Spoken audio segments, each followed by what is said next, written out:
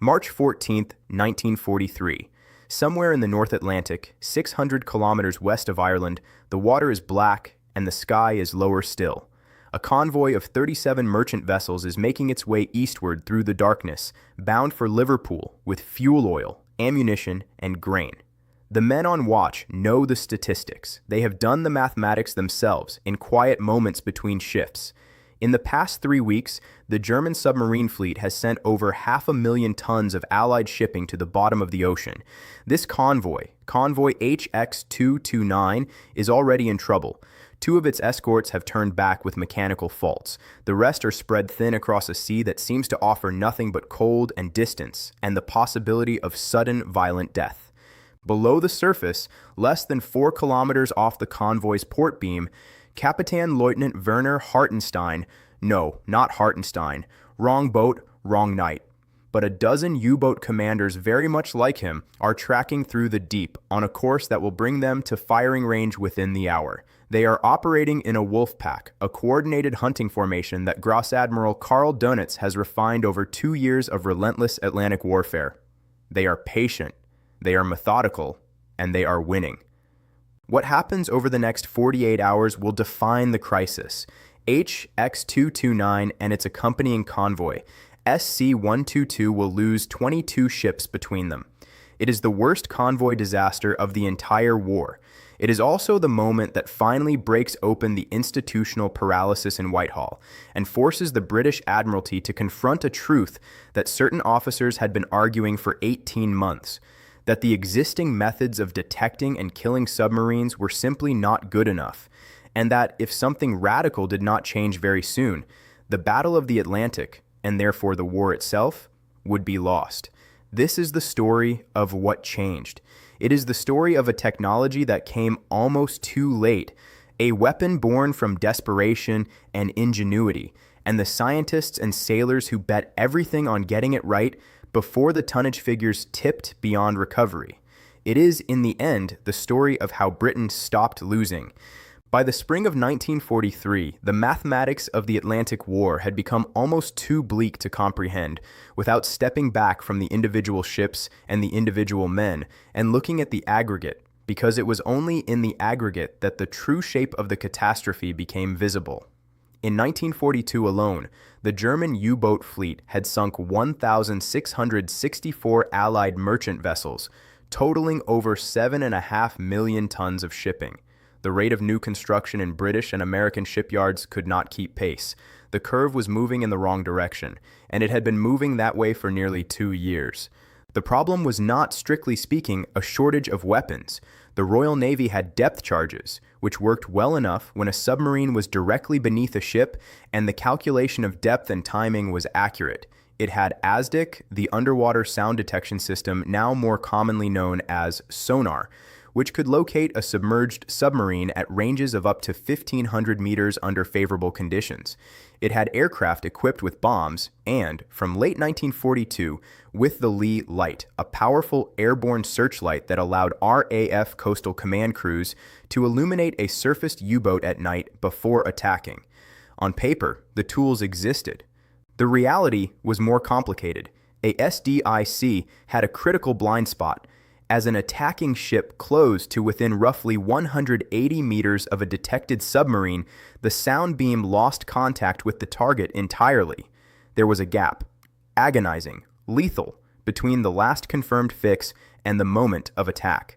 Experienced U-boat commanders knew this gap existed and exploited it with devastating efficiency.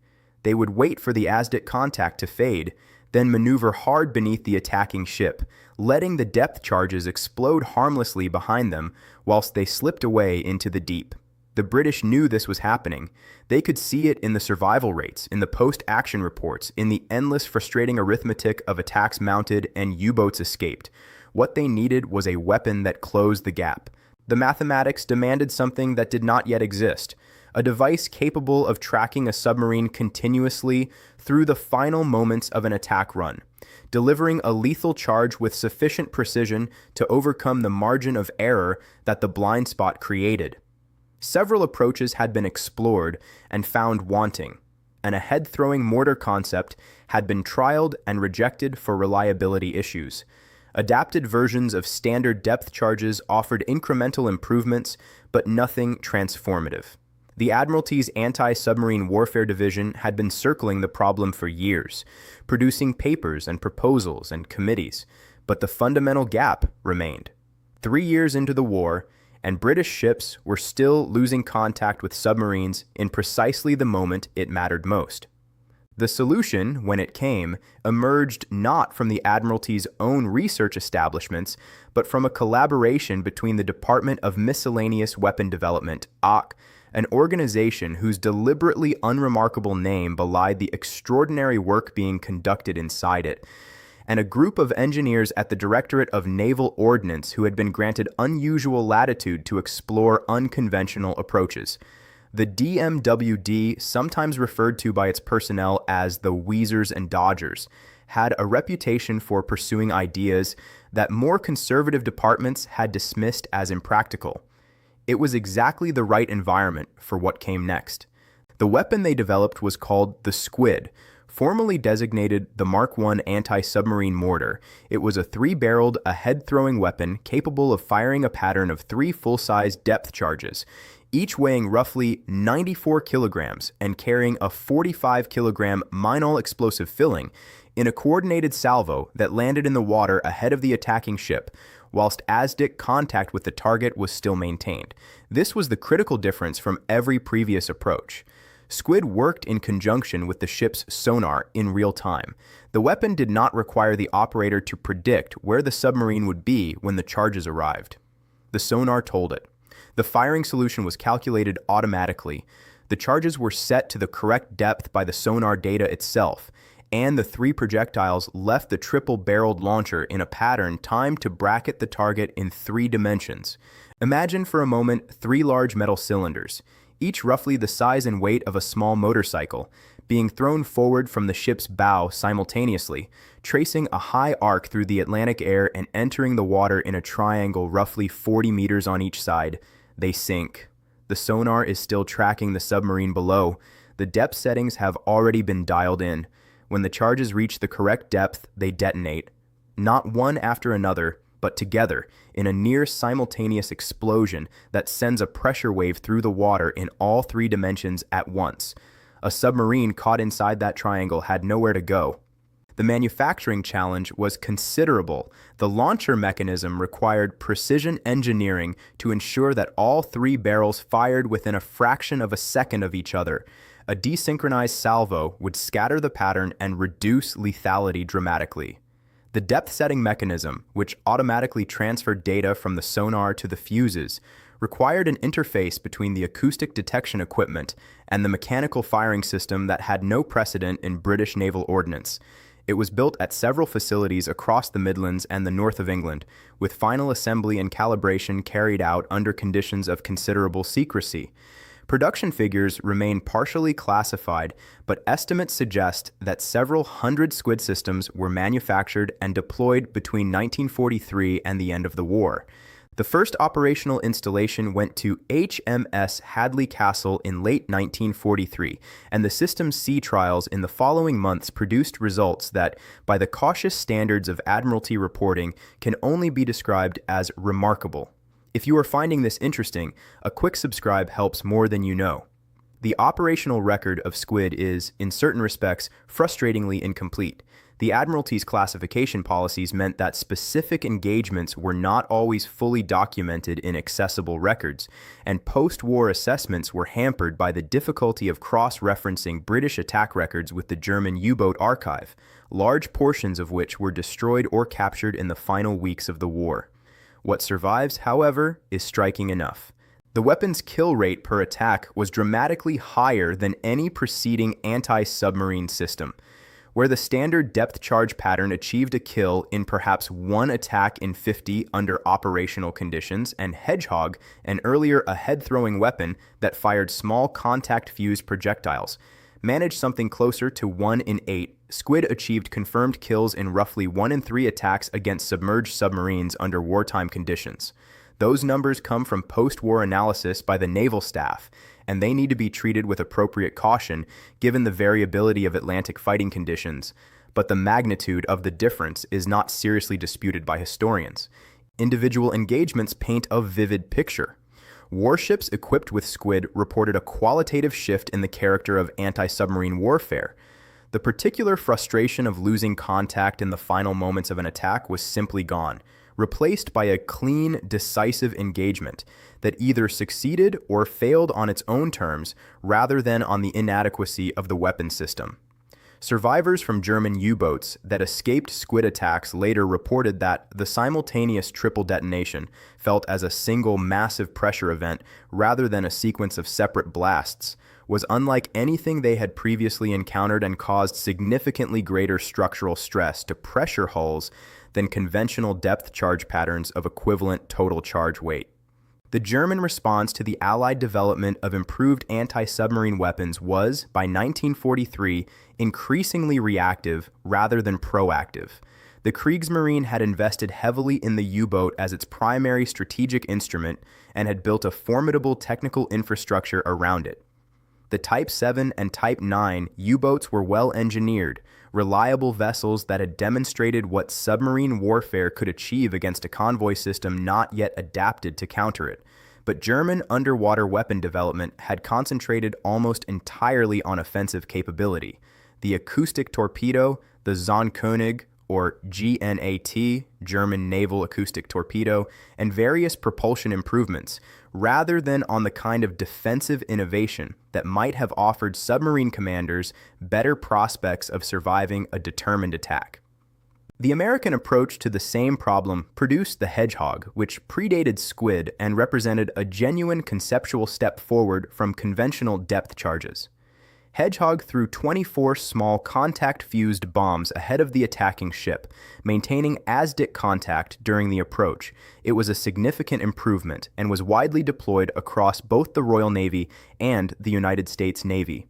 But its contact fusing meant that a near miss produced no result at all. The bombs had to strike the submarine's hull to detonate, and a pattern that landed within a meter of the pressure hull might leave the boat entirely unharmed. Squid's proximity-fused charges, detonating at the correct depth regardless of whether they physically struck the target, removed this limitation entirely.